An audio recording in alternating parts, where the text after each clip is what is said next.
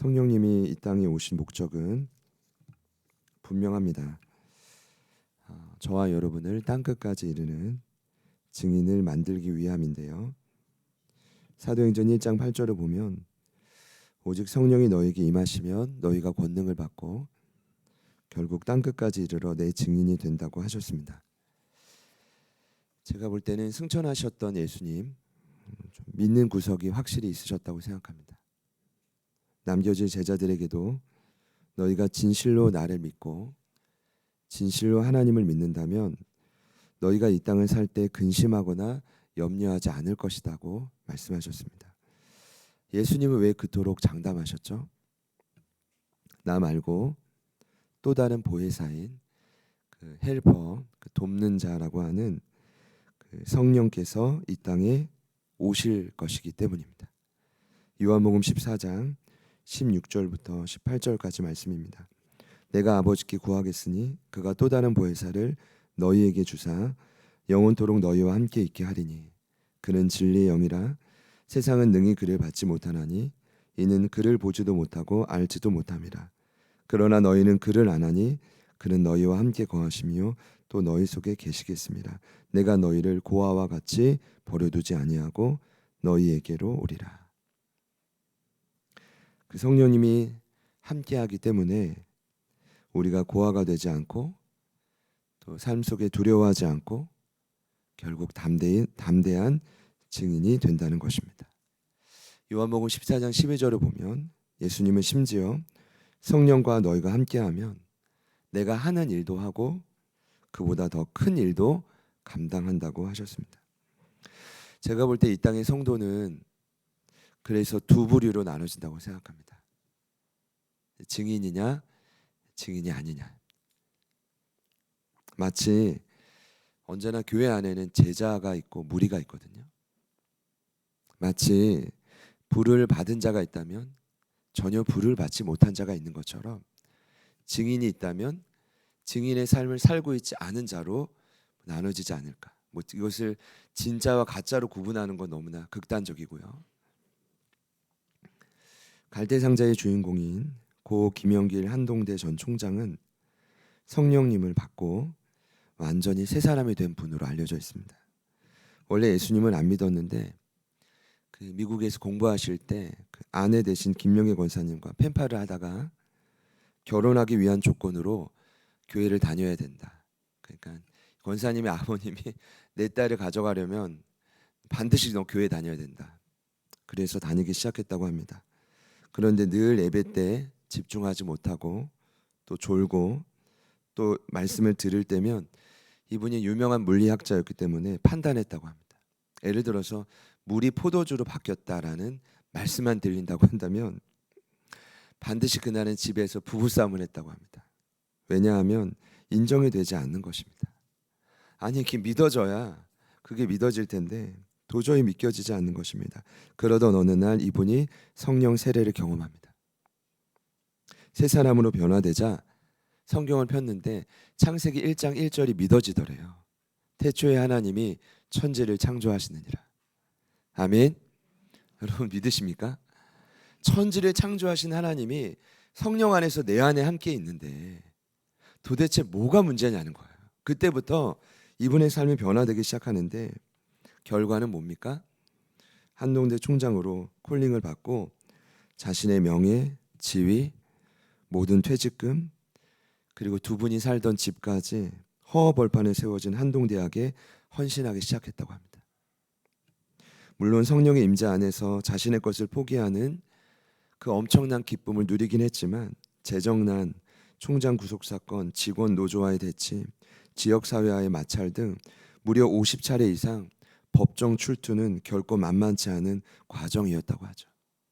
아내이신 김영애 권사님은 재정난으로 인해 학교 문을 닫아야 할 때가 수도 없이 많았다. 이런 고백을 하시더라고요. 아슬아슬하고 위험천만한 낭떠러지를 걷는 것 같았다. 하지만 그 광야길에는 하나님이 내려주시는 구름 기둥이 있었다. 한동대는 패자부활전과 같다. 또 후에 이러한 고백도 하셨습니다. 인간은 타락한 본성으로 태어나기 때문에 스스로 미워하고 욕심내고 시기하고 질투하는 것이다. 하나님은 자기 형상을 본받게 하려고 기어코 고난을 통과하게 하신다. 고난이 아니면 본성이 깨어지지 않기 때문이다. 한동대가 가난하고 핍박받지 않았다면 이렇게 성장할 수 없었을 것이다. 책에도 썼다. 광야의 목적은 가나안이 아닌 하나님을 알아가는 과정이다. 저도 얼마나 찔리던지요. 왜냐하면 항상 광야 끝에는 가나안이 있다고 설교를 했거든요. 근데 그 복이 정말 세상이 말하는 그 물질이 내 손에 잡혀지지 않아도 이분이 말하는 건 그렇지 않아도 하나님을 알아가는 과정이라는 거죠. 공부에서 남주자가 강력한 학교의 모토입니다. 그래서 지금도 졸업생들은 사회의 더 낮은 곳으로 가기 위해 다양한 사회적 기업을 선호한다고 합니다. 비롯하여 여러 자리에서 선한 영향을 끼치기 시작하는데 제가 볼 때 결국 모진 고난을 감수하며 그 자리를 끝까지 지켰던 한 증인의 영향력이 어마어마한 열매를 가져온 거죠. 저는 그런 차원에서 오늘 말씀의 주인공인 베드로가 이 시대를 살아가는 모든 증인의 표본이라고 생각합니다. 15절 말씀을 우리 다 같이 한번 읽겠습니다. 시작. 그러나 하나님이 죽은 자 가운데 그를 살리셨으니 우리가 이 일의 증인이라. 아멘. 그는 이미 2장 32절에 본인이 증인이다라고 고백했습니다. 이 예수를 하나님이 다시 살리신지라 우리가 다 이 일의 증인이로다. 또다시 고백을 하는 건데요. 여기 증인은 마르투스라는 단어는 피고의 죄를 변호하거나 고발하기 위해 세워진 사람을 가리키는 법정 용어입니다. 오늘 베드로는 십자가에 죽으시고 부활하신 주님을 실제로 본 목격자인 동시에 그분을 다른 이들에게 담대히 알리는 증인입니다.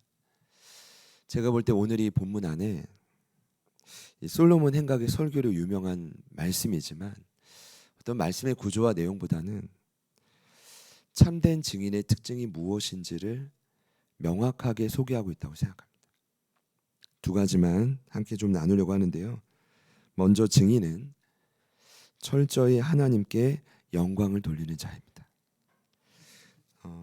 12절 말씀 우리 한 번 더 읽어볼까요? 시작. 베드로가 이것을 보고 백성에게 말하되 이스라엘 사람들아 이 일을 왜 놀랍게 여기느냐. 우리 개인의 권능과 경건으로 이 사람을 걷게 한 것처럼 왜 우리를 주목하나. 아멘. 자, 일어난 안진뱅이 보고 수많은 사람들이 그 행각에 모여듭니다. 얼마나 신기했겠습니까? 나면서부터 안진뱅인데 성전 미문에 있던 그를 모를 리가 없었을 것입니다. 그랬던 그가 뛰어서서 걷고 심지어 성전으로 들어가서 뛰면서 하나님을 찬송하니까 사람들이 얼마나 놀랐겠습니까? 네. 그 베드로 주변에 저 사람이다. 수많은 사람들이 인파가 모여들기 시작합니다. 그런데 그때 모여든 그들에게 베드로가 이렇게 외친 것입니다. 왜 놀랍게 여기느냐? 왜 우리를 주목하느냐? 저는 여기에 말했다라는 표현이 있지만 외쳤다라고 생각합니다. 훗날에 나오지만 이 메시지를 듣고 회심한 자만 남자만 5천 명입니다. 그러면 남자만 5천 명이면 여성들과 아이들까지 하면 수만 명이라고 한다면 여러분 왜 놀랍게 여기느냐 이랬을까요? 왜 놀랍게 여기느냐 이랬을까요? 전자일까요? 후자일까요? 후자겠죠? 이번에 빌리그레암 전도 집회 때 1만 명 찬양대회 찬양을 봤거든요. 아, 10,000명이 이 정도구나 라는 감이 좀 오더라고요.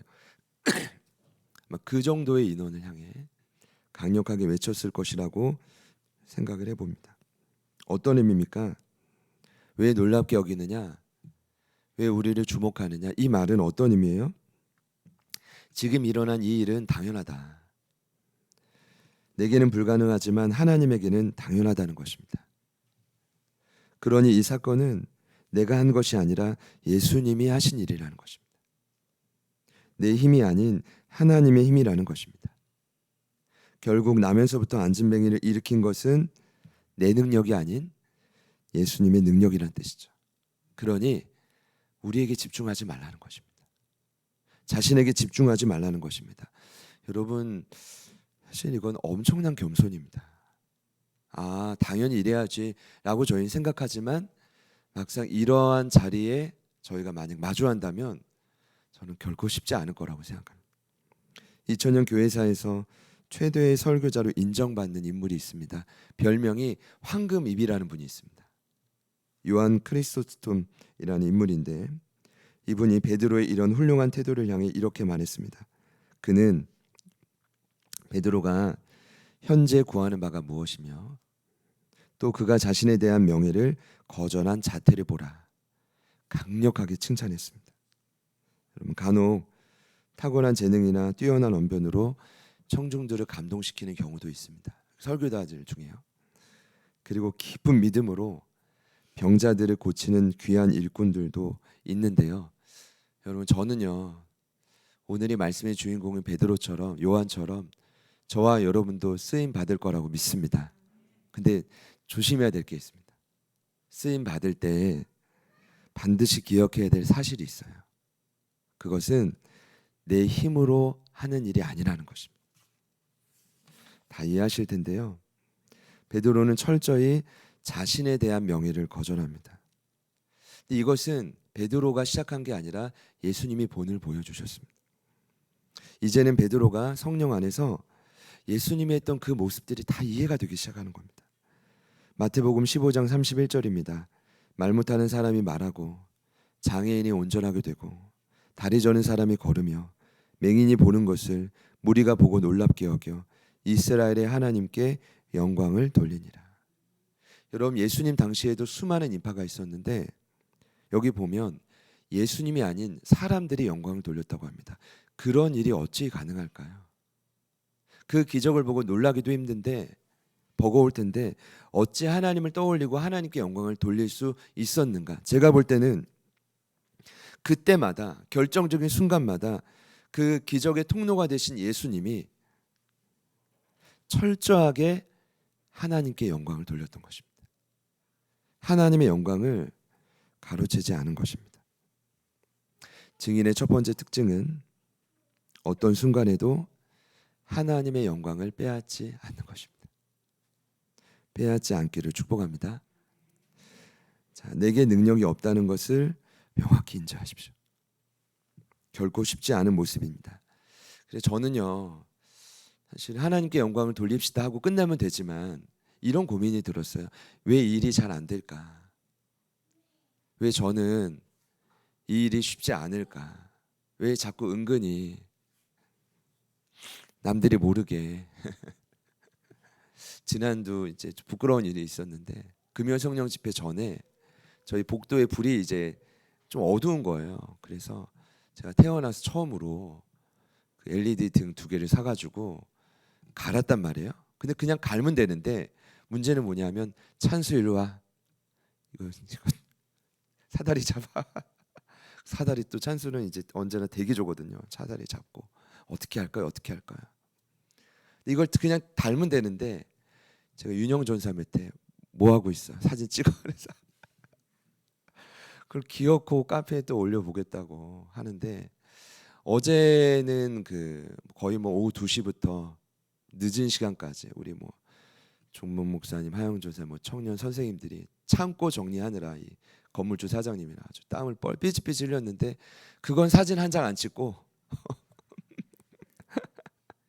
그 10분 간 거는 찍은 게 너무 가슴이 찔리는 거예요. 그래서 제가 어떻게 이게 여기서 자유로울 수 있을까?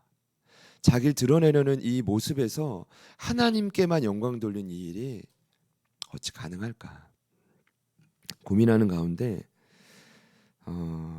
참 감사한 건 바울 사도가 이러한 증인의 특징은 믿음의 문제와 연관되어 있다고 밝혔더라고요. 로마서 4장 말씀인데요. 20절부터 22절까지 말씀입니다. 제가 한번 읽을게요. 믿음이 없어 하나님의 약속을 의심하지 않고 믿음으로 견고해져서 하나님께 영광을 돌리며 약속하신 그것을 또한 능히 이루실 줄을 확신하였으니 그러므로 그것이 그에게 의로 여겨졌느니라. 제가 조금 빨리 읽었지만 잘 아시는 아브라함의 이야기입니다. 자, 그가 겸손히 하나님께 영광을 돌릴 수 있었던 이유는 바울 사도가 뭐라고 기록했냐면 믿음이 견고해졌기 때문에 하나님께 영광을 돌렸다라고 기록합니다. 자, 그러면 만일 믿음이 없다면 저와 여러분의 삶에 믿음이 견고해지지 않고 나의 믿음이 점점 약해진다면 그 사인 중 하나가 뭐냐? 지금 내 눈앞에 마주한 이 모든 결과와 때론 감사한 일을 보면서 하나님과는 상관없는 일이라고 착각한다는 것입니다. 이해되시나요? 하나님의 존재는 인정하지만 내 삶과 하나님이 특별히 연관이 없다고 생각하는 거죠. 믿음이 약해져서요. 내 힘으로 여기까지 왔다고 착각하게 되는 것입니다. 지난 금요 성령 집회 이후에 형기 집사님께서 엘리베이터 앞에서 이런 고백을 하시더라고요. 목사님, 저 31살에 성령님 안에서 다시 태어났습니다. 아, 그래? 좀 늦었네. 제가 이러고 싶었는데 어쨌든 그때를 본인의 진정한 본 어게인의 시간으로 삼는 거죠. 그런데 그때가 2015년에 본인이 생각해 보니까 제자들 교회 탄생해와 같다는 거예요. 아, 그래? 현재 제자들 교회가 만 8년 3개월이 지났거든요. 그러니까 이 집사님의 삶도 교회의 변화와 함께 그 하나님의 전적인 은혜 안에서 그 31살 때부터 지금까지의 시간이 정말 많은 변화가 있었다고 고백했던 거죠. 너무 감사했어요. 돌아보면 저는 그렇게 생각합니다. 현재 함께 예배하는 여러분 한 분 한 분의 삶 자체가 저는 기적이라고 생각합니다. 믿으십니까? 하나님이 하신 일이죠. 저희들이 여기까지 올 수 있었던 건 전적인 하나님의 능력임을 믿으십시오. 이게 믿겨져야 영광을 돌리지, 이 믿음이 약해져 가는데 결정적인 순간 영광 돌리기 어렵다는 거죠. 그런 의미로 우리가 증인입니다라는 어떤 각오로 옆에 있는 분들께 이렇게 한번 인사해 봅시다. 하나님이 하셨습니다. 그러니까 증인의 특징은 왜 놀랍게 여기느냐? 이 말의 결론은 곧 뭐예요? 하나님이 하셨습니다. 내 능력과 내 힘이 아니라 하나님의 능력입니다. 이 고백을 증인은 자꾸 한다는 거예요. 근데 거기에 생명이 있기 때문에 주변에 하나님을 모르는 자들이 저분을 보면서 하나님이 하셨구나 라고 느낀다는 거죠. 예수 십자가 부활 외치는 거 맞지만 증인은 이런 고백을 한다는 거죠. 이해가 되시죠? 자, 한 가지 더 특징이 있습니다. 오늘 말씀을 보니까 참된 증인의 또 하나의 특징이 있다면 회개를 통해 천국 복음을 전한다는 것입니다. 우리 19절 말씀을 함께 읽겠습니다. 시작. 그러므로 너희가 회개하고 돌이켜 너희 죄 없이함을 받으라. 이같이 하면 새롭게 되는 날이 주 앞으로부터 이를 것이요. 아멘. 베드로는 처음이 아니라요, 다시 회개의 메시지를 전합니다. 너희가 회개하고 돌이켜 너희 죄 없이함을 받으라. 죄 사함을 선포한 것인데 굉장히 익숙한 상황입니다. 왜냐하면 얼마 전 오순절날 그는 동일한 메시지를 선포했는데 사도행전 2장 38절에 선포했던 죄 사함의 메시지와 오늘 3장 19절의 메시지를 제가 비교해 볼 때 차이점이 하나 있습니다. 좀 더 깊어졌다고 생각해요. 자, 우선은 회개를 뜻하는 이 메타노이아라는 단어는 제가 설명드렸지만 어떤 의미였죠? 자신의 기존의 틀을 뛰어넘는 행위입니다. 그래서 기존에 갇혀있던 생각, 기존에 갇혀있던 마음으로부터 새로운 생각, 새로운 마음을 갖는 상태가 회개하는 상태라고 보시면 돼요. 그럼 어떤 일이 벌어질까요? 생각이 바뀌는데 마음이 바뀌는, 이게 회개예요. 삶도 같이 바뀌죠. 그러니 회개와 돌이킴은 마치 동전의 양면처럼 함께 언급되는 것입니다. 그래서 먼저 정의하자면 회개한다는 것은 여러분 꼭 기억해 주세요. 죄에서 돌이키는 동시에 하나님을 향해 걸어가는 과정이 회개입니다. 특별히 베드로는 오늘 19절에 회개를 통해 자, 보세요. 죄 사함뿐 아니라 또 무엇을 얘기하냐면 새롭게 되는 날이 주 앞으로부터 이를 것이다. 약속합니다. 제가 좀 나누고 싶은 내용인데, 자, 여기서 전 이렇게 구분을 해봤습니다. 죄 사함은 회개의 소극적 결과입니다. 그럼 반대로 새롭게 되는 날이 이르는 것은 회개의 적극적 결과로 보시면 됩니다. 자, 그렇게 구분하자면, 그렇다면 오늘 베드로가 외치는 새롭게 되는 날, 이게 증인의 특징입니다. 새롭게 되는 날이 본인에게 있어야 전하는 거거든요. 어떤 의미일까요? 여기 날이란 뜻을 보니까 when the times로 번역됩니다. 어떤 뜻이냐면 the times라는 건 특별한 날입니다. 그러니까 늘상 있는 건 아니에요. 그러나 회개를 통해 경험하는 특별한 순간이 증인들에게는 있다는 거예요. 이게 증인으로 사는 자와 아닌 자의 특징이라는 건데, 그 더 타임즈가 특별한 시간이 증인들에게는 있다는 겁니다. 그날이 언제일까요? 이전에 개역 한글 버전을 보면 여기 새롭게 되는 날을 뭐라고 번역했냐면 유쾌하게 되는 날이다, 이렇게 말했습니다. 감이 오시죠? 영어 성경에는 어떤 버전이든 리프레시먼트라고 번역되어 있는데, 이 대화를 나누다 보면 종종 주변 분들이 이런 표현 자주 써요. 리프레시가 필요해. 그러면서 이제 각자의 리프레시를 찾아갑니다. 어떤 분은 무언가를 마시기도 하고요. 어떤 분은 뭔가를 보기도 하고요. 어떤 분은 좋아하는 사람을 만나기도 하고요. 다양한 방법으로 리프레시먼트를 하시죠? 하십니까? 뭐 필요 없으십니까? 그거 없는 분은 없을 거예요. 뭐라도 하셔야 될 거예요. 걷기라도 하셔야 될 거예요. 답답한 분은 등산이라도 해야 뭔가 스트레스를 풀고 유쾌하게 되는 순간이 필요해야 이 험난한 인생을 살아가지 않습니까? 근데 여기 쓰여진 새롭게 되는 날의 원문에 가장 가까운 표현은 같이 한번 따라합시다. 원기 회복. 몸속에 생명의 기운이 활활 타오르는 그것의 번역이 새롭게 되는 날이라는 뜻입니다. 지금 베드로가 증인으로 강조하는 게 무엇일까요? 이런 의미입니다. 과거에 저희들이 어떤 죄를 지었든지 간에 2000년 전 이 말씀을 듣는 대상으로 보자면 심지어 너희들이 하나님이 보낸 메시아 예수를 죽였을지라도 진정으로 회개하면, 그러니까 죄에서 돌이키고 거룩하신 하나님을 향해 전심으로 달려가고자 노력하면 모든 죄는 도말되고 그것으로 끝나는 게 아니라 뭐까지 더해져요? 원기가 회복되는 새날을 의미한다. 물론 산삼도 먹고 흑마늘도 먹고 원기 회복에 많은 요인이 있을 것입니다. 그러나 성경이 말하는 원기 회복의 가장 중요한 원인은 저와 여러분이 회개함으로 하나님께 가까이 달려감으로 새롭게 되는 날을 경험하는 것입니다. 제가 볼 땐 그때가 이 땅에서 경험하는 천국입니다. 천국입니다. 그러니까 증인은 날마다는 아니어도 간헐적으로라도 이와 같은 특별한 날이 반드시 필요합니다.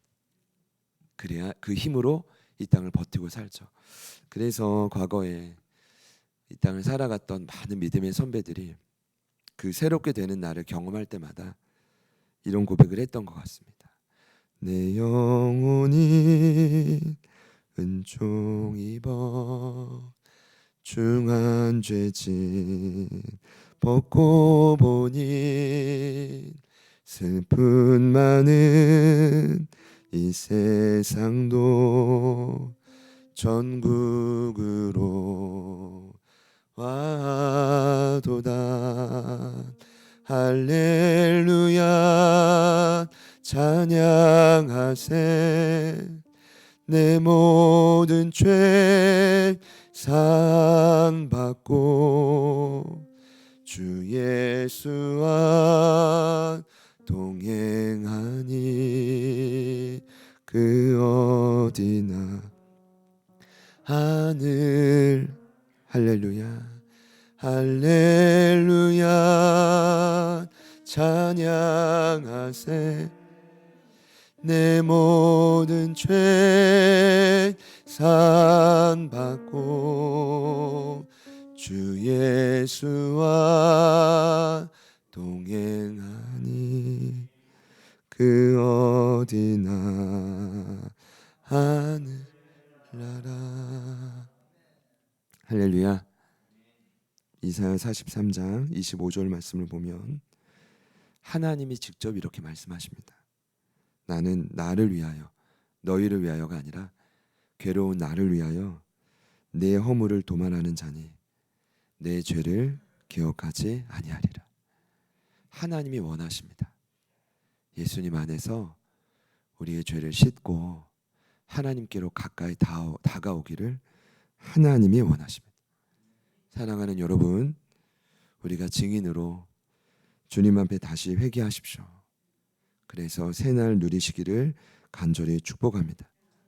여러분, 그것이 최고의 힘입니다. 그것이 어떤 치료보다 강력한 원기를 회복하는 최고의 능력입니다. 그러고 보면 우리 예수님도 공생의 첫 번째 메시지로 분명히 외쳤습니다. 회개하라, 천국이 가까이 왔다. 거기 가까이 왔다는 것은 점점 온다는 뜻이 아닙니다. 원문의 의미는 회개하고 예수님을 붙들면, 더 가까이 다가오면 이미 이 땅에서 시작된 천국을, 하나님 나라를 너희도 누릴 수 있다는 것이.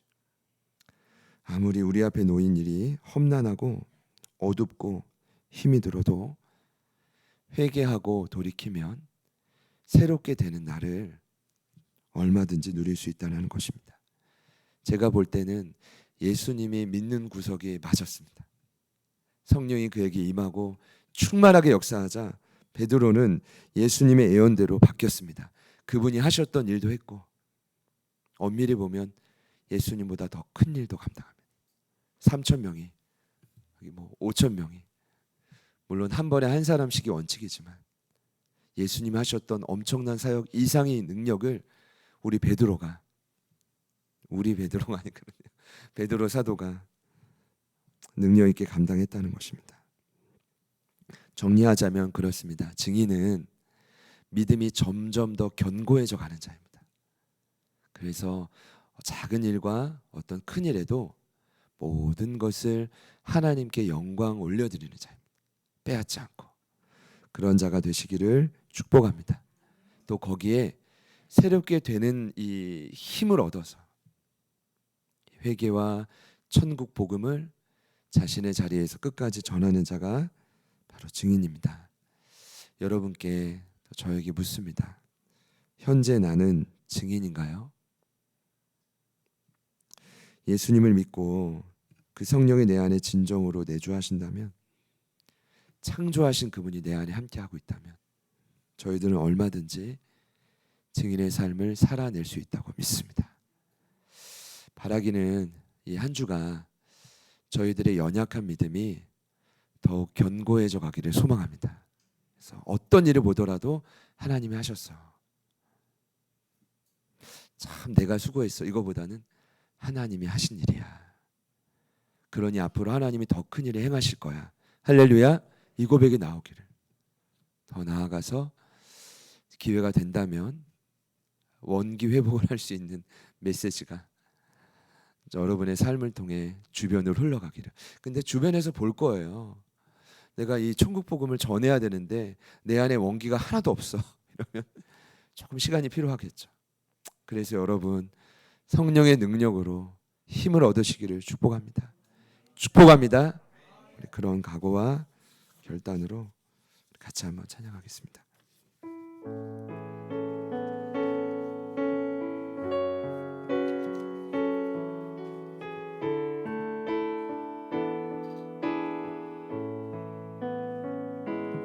주의 나라가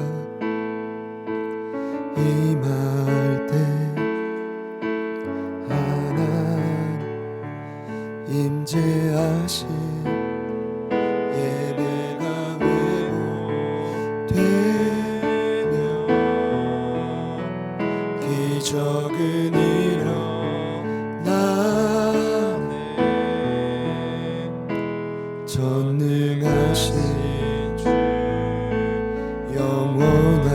전능하신 능력의 통치자 자유가 선포되어 주 백성 돌아오네.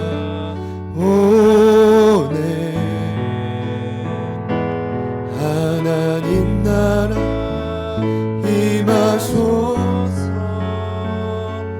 영광과 존귀 능력과 위엄 놀라운 사랑의 기적의 하나님 지금 이곳에 한 번 더 고백합시다. 주의 나라가 임할 때 하나님 임재하실 때 예배가 회복되며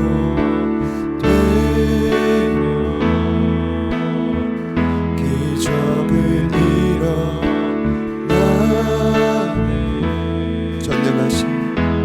전능하신 주 영원하신 능력의 통치자 자유가 선포되어 주 백성 돌아오네.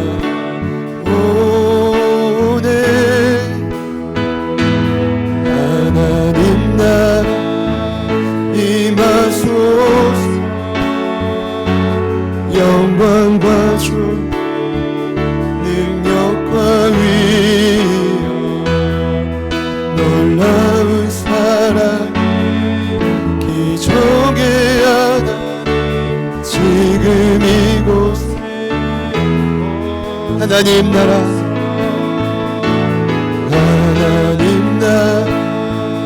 임하소서.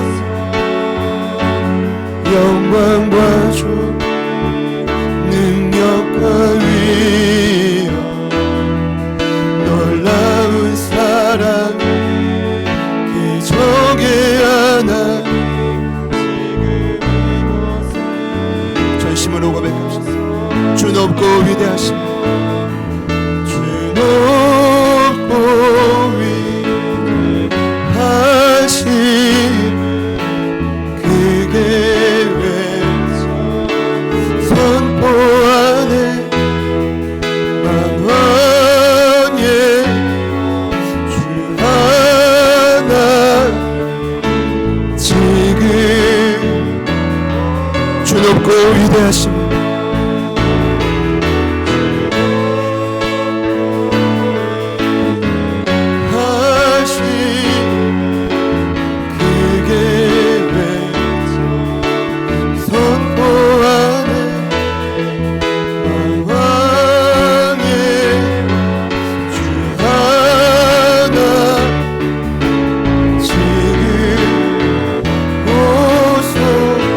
하나님 나라 임하소서. 영광과 존귀 능력과 위엄 놀라운 사랑 기적의 하나님 지금 이곳에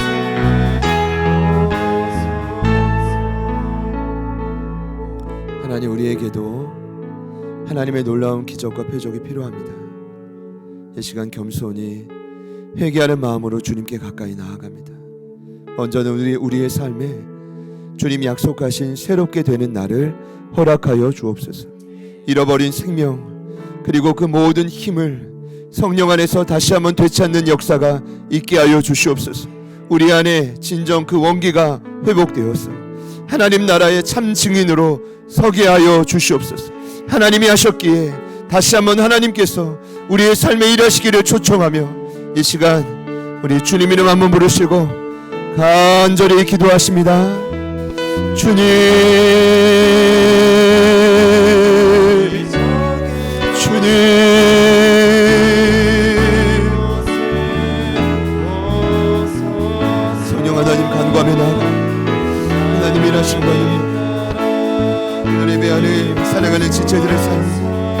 간절히 누려지기를 소망하며 나아갑니다. 하나님이 도우시는 힘이 아니라 우리가 주님께로 돌이켜서 주님 주시는 새로운 그날이 아니라 우리의 삶이 새로워질 수 없음을 고백합니다. 우리의 삶이 변화될 수 없음을 고백하며 나아갑니다. 성령 하나님 도와주십시오. 오늘 이곳에 충만하게 임재하여 주십시오. 하나님의 강력한 그 나라와 능력으로 우리의 모든 삶을 새롭게 하여 주십시오. 아버지 하나님 도와주십시오. 아버지 하나님 일하여 주십시오. 우리에게 유일한 원기 회복의 근원이 살아계신 하나님께 있음을 고백하며 나아갑니다. 새롭게 되는 그날 우리 하나님께서 살아계신 예수 그리스도를 통해 그들에게 허락하셨음을 믿습니다. 성령님 믿습니다. 죄사함과 새롭게 되는 그날이 시간 충만하게 누려지게 하여 주십시오. 충만하게 누려지게 하여 주십시오. 하나님 그 모든 것을 가리고 있는 모든 어둠의 영역들을 떠나가게 하소서. 하나님의 권세로 이 시간 선포합니다. 예수님의 능력을 이곳에서 치유되게 하시고 하나님 말씀 안에 회복되게 하여 주시고 날마다 그 능력 안에서 새날을 경험하게 하여 주시고 그곳에서 이 땅을 살아갈 용기를 찾게 하여 주시고 하나님께서 날마다 구하고 찾고 두드리는 역사가 있게 하여 주십시오. 사랑하는 가족들의 삶을 주님께 맡겨오니 성령 하나님 도와주십시오. 성령 하나님 도와주십시오. 맡겨주신 모든 부르심의 자리만 힘들고 지치고 고난 성령님을 간절히 구합니다. 그 안에서 변화되기를 소망합니다. 주여 도와주십시오. 주여 도와주십시오. 주님 도와주십시오. 증인으로 우리를 통하여 한 번에 한 사람씩 멀리 가지 않아도 우리를 통해 일하실 그 주님을 기대합니다. 성령 하나님 도와주십시오. 성령 하나님 역사하여 주십시오. 아버지 하나님 도와주십시오. 아버지 하나님 역사하여 주십시오. 우리에게 말씀하시고 우리에게 찾아오실 새로운 그날을 경험하게 하여 주십시오. 성령 하나님 도와주십시오. 주여 도와주십시오.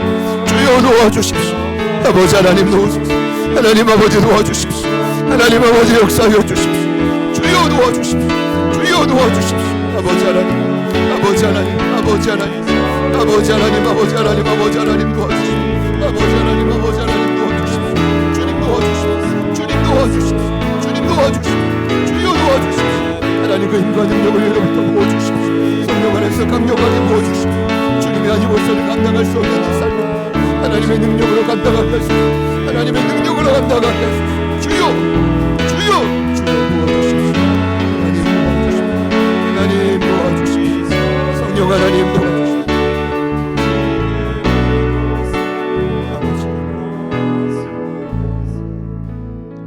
말씀 안에서 치료될 줄 믿습니다. 성령께서 이 말씀을 우리의 삶에 심기일 때 다시 한번 우리 안에 잃어버린 원기가 회복되어지고 그 힘과 능으로 하나님이 하셨습니다. 세상을 향해 담대히 외치는 증인으로 서게 될 줄 믿습니다. 다른 곳에서 힘을 얻지 않게 하여 주십시오. 오직 하늘로부터 내려오는 그 능력으로 말미암아 이 한 주를 날마다 승리하는 우리 모두가 되게 하여 주시옵소서. 맡겨주신 다양한 삶의 자리가 있습니다.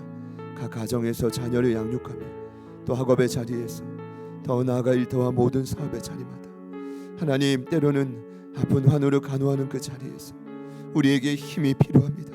우리에게 능력이 필요합니다. 성령님 부디 새롭게 되는 그 날을 회개하고 자복하는 심령으로 기도하는 모든 심령마다 모든 예배자마다 강력하게 부어 주시옵소서. 이제는 우리 구주 예수 그리스도의 은혜와 하나님 아버지의 변함없는 신실하신 사랑하심과 성령님의 내주 충만 교통 위로하심의 역사가 굳이 우리가 증인이라 말하지 않아도 증인된 삶의 특징을 마음속 깊이 간직하여 이 한 주도 하루하루 승리할 것을 다짐하며 나아가는 일부 예배에 참여하신 모든 예배자들 머리 위에 그리고 저희들을 통해 이 땅을 변화시킬 모든 삶의 도전 위에 지금부터 영원토록 함께 하시기를 간절히 축원하옵나이다. 아멘.